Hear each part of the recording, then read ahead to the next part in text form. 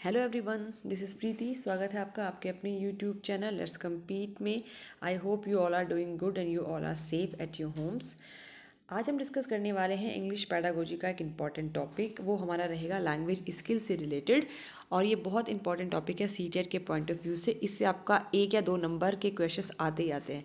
साथ ही हम कुछ प्रीवियस ईयर के क्वेश्चंस भी डिस्कस करेंगे जो भी हमारे लैंग्वेज स्किल से रिलेटेड हैं। ठीक है, चलिए जी शुरू करते हैं।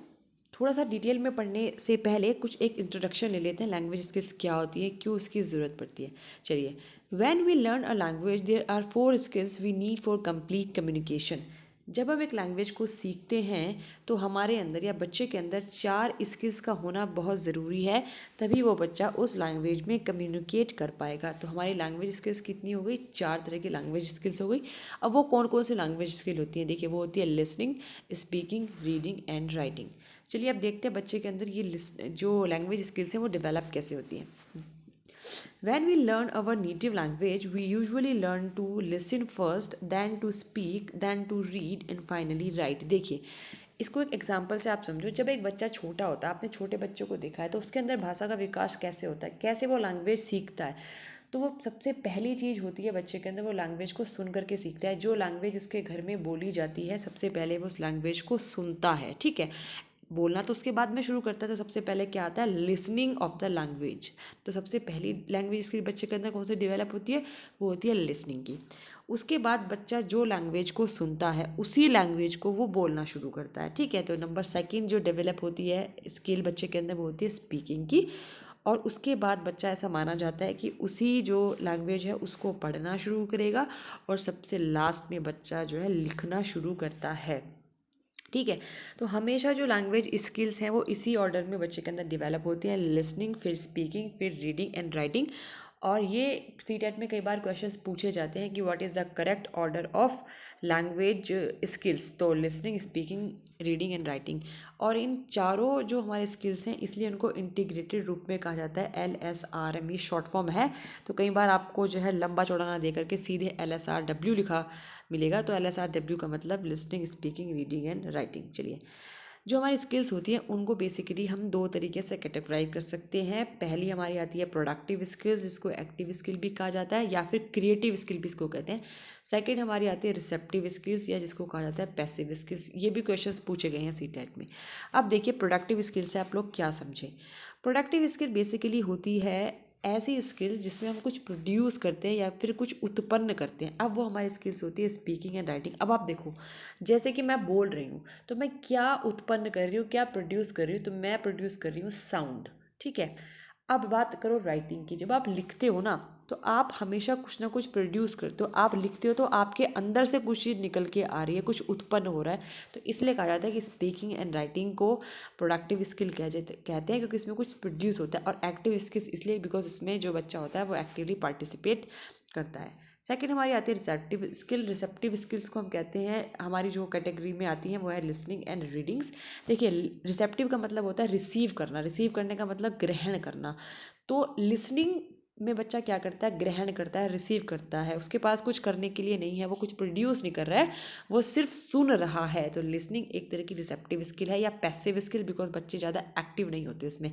रीडिंग भी रिसेप्टिव स्किल है, क्योंकि आप कुछ प्रोड्यूस नहीं कर रहे हो रीडिंग में, जब जैसा लिखा जा रहा है उसको वैसा ही पढ़ रहे हो। तो ये भी एक रिसेप्टिव स्किल है। देखिए, चैनल हमारा नया है तो आप लोगों का फीडबैक हमारे लिए बहुत इंपॉर्टेंट है, और वो एक मोटिवेशन की तरह से काम करता है। तो एक रिक्वेस्ट है आपको, अगर वीडियो पसंद आती है तो प्लीज़ वीडियो को एक लाइक करें एंड अपने ग्रुप में शेयर करें। एंड प्लीज़ आप जैसे भी आपको वीडियो लगती है आप प्लीज़ हमें कमेंट सेक्शन में बताएं। चलिए, अब हम इन स्किल्स को थोड़ा सा डिटेल में स्टडी करते हैं, बिकॉज क्वेश्चंस पूछे जाते हैं। चलिए जी, पहली हमारी जो स्किल आती है हम डिस्कस करेंगे, वो हमारी आती है लिसनिंग की स्किल। तो it is the first language skill we acquire in our native language. ये पहली स्किल है जो हम अपनी नेटिव लैंग्वेज में एक्वायर करते हैं। ये मैं ऑलरेडी आपको बता चुकी हूँ। सबसे पहली स्किल होती है लिसनिंग। सेकेंड पॉइंट आप देखें, it requires us to use our ear and our brain to comprehend language. ये बेसिकली ईयर है। ठीक है, लिसनिंग में हम अपने कानों का यूज़ करते हैं और अपने दिमाग का यूज़ करते हैं to comprehend the language, language को समझने में। ठीक है, चलिए अगला पॉइंट क्या है इसमें। This skill help them with the right pronunciation of words. help them का मतलब help student to right pronunciation of words. देखिए लिसनिंग किस तरीके से बच्चे के अंदर करेक्ट प्रोनाउंसिएशन पैदा करती है, इसका एक एग्जांपल आप समझो। आपको पता है कि हमारे भारत में क्या होता है कि अलग अलग तरह की जो डायलेक्ट होता है वो अलग अलग तरीके का होता है। अगर आप इंडिया की बात करें या यूपी की स्पेशली बात करें तो आप अगर पूरब साइड में जाइएगा तो वहाँ कुछ वर्ड्स इस तरीके से प्रोनाउंस होते हैं। जैसे अगर एल होता है तो एल को बोलते हैं यल, एम को बोलते हैं यम। तो जब टीचर इस तरीके से बोलता है यम यल, तो बच्चे उसको वैसे ही लिसन करते हैं, वैसे ही सुनते हैं और सुन करके बच्चे वैसा ही बोलना शुरू करते हैं। कैसे? यम यल, बच्चे भी यही प्रोनाउंस करेंगे। इसलिए टीचर का करेक्ट प्रोनाउंसिएशन ज़रूरी है, टीचर को करेक्ट वर्ड्स बोलने ज़रूरी है, बिकॉज बच्चा उन वर्ड्स को सुनता है और सुन करके उसका प्रोनाउंसिएशन इफेक्ट होता है। इसके लिए कहा जाता है कि प्रोनाउंसिएशन जो है वर्ड्स का वो लिसनिंग के थ्रू भी अच्छा करने में उसको मदद मिलती है। फोर्थ पॉइंट है this skill can be enhance by focusing on making the students listen to the sound of particular language. देखिए इसमें बेसिकली क्या लिसनिंग स्किल को हम कैसे इंप्रूव कर सकते हैं, बच्चे को आप एक पर्टिकुलर लैंग्वेज के साउंड सुनाओ या डिफरेंट डिफरेंट तरह के लैंग्वेज उसको बच्चे को सुनाइए, तो उसके अंदर जो इन लिसनिंग की स्किल है वो डेवलप होगी। Learner find listening of English really hard. देखिए ऐसा समझा जाता है कि जो इंग्लिश लैंग्वेज है, because English language is not our native language, हमारे लिए इंग्लिश लैंग्वेज सेकंड लैंग्वेज है। तो बच्चे को थोड़ा सा डिफिकल्टी होती है इंग्लिश लैंग्वेज को जो है सुनने में, बिकॉज अगर आपने देखा होगा कि अब मूवीज़ की अगर हम बात करें तो इंग्लिश की मूवी होती है, जनरली जो हम लोग हैं वो प्रेफर नहीं करते बिकॉज हमको समझ ही नहीं आती है, हमको लिसन करना सुनना पसंद ही नहीं आता है। या इंग्लिश का कोई न्यूज़ चैनल है, हम फटाक से दूसरा चैनल चेंज कर दें, लेकिन हमको नहीं सुनना इंग्लिश, तो थोड़ा सा इंग्लिश डिफिकल्ट होती है लर्नर के लिए। नेक्स्ट हमारा आता है स्पीकिंग। स्पीकिंग हमारी ऑब्वियस सी बात है सेकंड स्किल है हमारी लैंग्वेज डेवलपमेंट में, लिसनिंग के बाद स्पीकिंग डेवलप होती है। It requires us to use our vocal tract and our brain to correctly produce language. Language को प्रोड्यूस अगर हमको करना है तो हम इसमें यूज़ करते हैं हमारे वोकल ट्रैक्ट को। वोकल ट्रैक्ट का मतलब जो हमारा वॉइस बॉक्स होता है जो हमारे गले में होता है उसको, और साथ ही साथ हमारा ब्रेन भी इसमें यूज़ होता है, तब हम अच्छी तरीके से लैंग्वेज को प्रोड्यूस करते हैं। ब्रेन तो बेसिकली सभी स्किल्स में यूज़ होता है, बिकॉज बिना ब्रेन के तो आप कुछ कर ही नहीं पाओगे। थर्ड पॉइंट हमारा इसमें है language is a tool for communication to express our ideas and to know ideas of other people.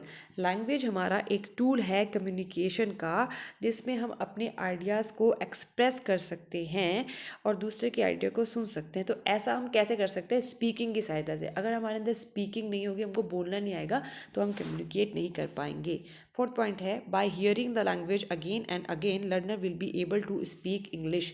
देखिए सिंपल सी चीज़ है, आपको इंग्लिश बोलनी है तो जितना ज़्यादा आप इंग्लिश सुनोगे उतना ज़्यादा आप इंग्लिश को अच्छी तरीके से बोल पाओगे। तो बोलने में इंग्लिश का सुनना, हियरिंग ऑफ इंग्लिश और listening of English is something very important.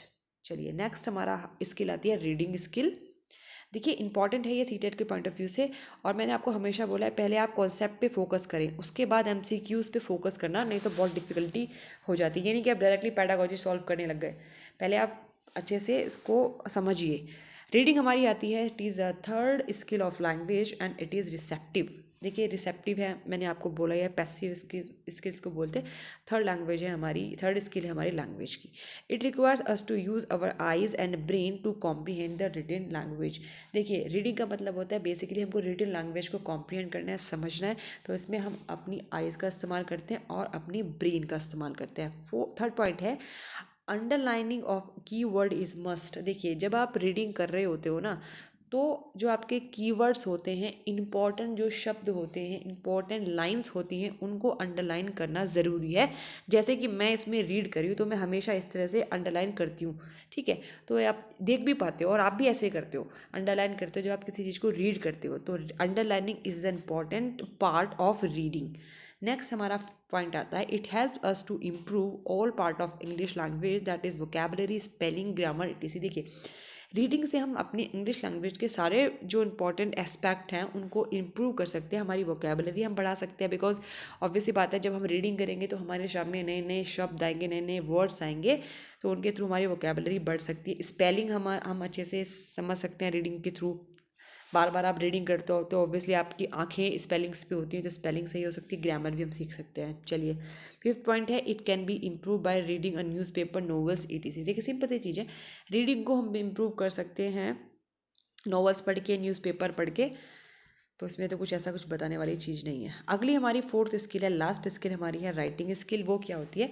It is the fourth skill of language. It requires our hand and our brain to correctly write words. देखिए राइटिंग स्किल में again हम अपने हाथों का use करते हैं, अपने ब्रेन का यूज़ करते हैं राइटिंग स्किल में लिखने के लिए। It helps to consolidate their grasp of vocabulary and structure and comprehend the other language skills। देखिए राइटिंग स्किल अगेन ये है कि इससे हमारी कंसोलिडेट का मतलब मजबूती मिलती है वोकेबलरी को राइटिंग स्किल से। जब आप डिफरेंट डिफरेंट के वर्ड सुनते हो तो आप उनको क्या करते हैं, लिखना शुरू करते हो, तो इससे आपकी वोकेबलरी इंपॉर्टेंट मतलब इम्प्रूव होती है। स्ट्रक्चर क्या होता है इंग्लिश का, ऑब्वियस सी बात है सिर्फ बोलने से नहीं, जब आप इंग्लिश लिखोगे, उसको समझोगे, डिफरेंट तरीके से सेंटेंसेस फॉर्म करोगे इंग्लिश में, तो जो इंग्लिश का स्ट्रक्चरल जो एस्पेक्ट है वो भी इससे फुलफिल हो जाएगा, अच्छा आपका हो जाएगा। थर्ड पॉइंट है हमारा writing is little difficult for student. देखिए राइटिंग इंग्लिश में थोड़ा सा डिफिकल्ट माना जाता है स्टूडेंट के लिए। ऐसा क्यों है, इसको आप एक एग्जांपल से आप इसको समझ सकते हैं। देखिए अगर मैं आप बच्चों को बोलूँ, एक छोटा बच्चा है जिसने कभी साइकोलॉजी वर्ड नहीं सुना, मैं बोलूँ उसको भाई आप साइकोलॉजी लिखिए, तो बच्चा उसको लिखेगा SY समथिंग लाइक दिस, जो साइकोलॉजी की स्पेलिंग है एस से शुरू करेगा, वो पी से इसको कभी नहीं शुरू करेगा, उसको नहीं पता कि पी वर्ड इसमें आता है। इसलिए कहा जाता है कि जैसा हम प्रोनाउंस करते हैं वैसा इंग्लिश में लिखा जाए, ये ज़रूरी नहीं, क्योंकि इंग्लिश में कई सारे वर्ड्स जो है वो साइलेंट होते हैं, तो इसलिए थोड़ा सा डिफिकल्ट कई बार हो जाता है। तो ये 4 स्किल्स हैं लैंग्वेज की, लैंग्वेज लर्निंग की, बहुत ज़रूरी हैं ये पढ़ना, इसको अच्छे से समझना, ताकि आपके सारे कॉन्सेप्ट जब क्लियर होंगे तो आप क्वेश्चंस कर पाएंगे। चलिए कुछ क्वेश्चंस देख लेते हैं प्रीवियस ईयर के, बहुत सिंपल से क्वेश्चंस हैं। Number 1, receptive language skills are. Receptive language skills कौन कौन सी हैं? क्या करती है basically? Being able to self correct, नहीं। यूजिंग ग्रामेटिकल स्ट्रक्चर, बिल्कुल नहीं। Writing in a range of style, नहीं। फोर्थ पॉइंट आप देखिए, listening and reading for information. अगर आप सुनते हैं और रीड करते हैं इन्फॉर्मेशन को, तो वो आपका रिसेप्टिव लैंग्वेज स्किल में आता है। कितना सिंपल क्वेश्चन है। Next question, language skills are best taught. ठीक है, लैंग्वेज स्किल सबसे अच्छी तरीके से कैसे पढ़ाई जाती है, मोस्ट इंपॉर्टेंट क्वेश्चन है, और ये मैं डिस्कस कर चुकी हूँ जब मैंने आपको पढ़ाया है इसके बारे में। देखिए, only through written test and assignment. क्या आप लैंग्वेज स्किल को रिटन टेस्ट और असाइनमेंट के द्वारा कर सकते हैं? नहीं। Learn they are when they are introduce in isolation, one skill at a time. या तो आप बच्चों को हर स्किल एक बार पढ़ाओ, मतलब एक स्किल सिर्फ एक ही बार पढ़ाओ। अगर आप रीडिंग करवा रहे हो तो सिर्फ रीडिंग करवानी है आपको क्लास में, फिर अगर आप राइटिंग करवा रहे हैं तो सिर्फ राइटिंग करवाएंगे, लिसनिंग अलग अलग तरीके से। तो ऐसे भी हम बच्चे की जो लैंग्वेज स्किल है उसको इम्प्रूव नहीं कर सकते। If they are taught in an integrated manner और with the help of challenging, तो इसका जो करेक्ट आंसर होगा वो होगा option number C, if they are taught in an integrated manner. देखिए लैंग्वेज स्किल्स को हमेशा डिवेलप तभी किया जाता है जब चारों की चारों लैंग्वेज स्किल्स को आप इकट्ठा पढ़ाएं, एक साथ पढ़ाएं, एक दूसरे से को रिलेट करके पढ़ाएं। ठीक है, तो यही कुछ क्वेश्चंस थे और कुछ पॉइंट थे जो मुझे आपके साथ डिस्कस करने थे, और ये बहुत इंपॉर्टेंट है, सिंपल से टॉपिक्स हैं, कुछ बहुत बड़ी बात इसमें है नहीं। आगे भी मैं इसी तरह के इंपॉर्टेंट टॉपिक्स पे वीडियो लाती रहूँगी ताकि आपको थोड़ा सा मदद मिले सीटेट की प्रिपरेशन में, और साथ में हम कुछ पेडागोजी से रिलेटेड क्वेश्चंस भी डिस्कस करेंगे अलग से इंग्लिश के। ठीक है, तो चलिए अगर आपको ये वीडियो पसंद आती है तो प्लीज़ वीडियो को एक लाइक करें और शेयर करें, और अगली वीडियो का इंतज़ार कीजिए। Thank you, bye bye, take care.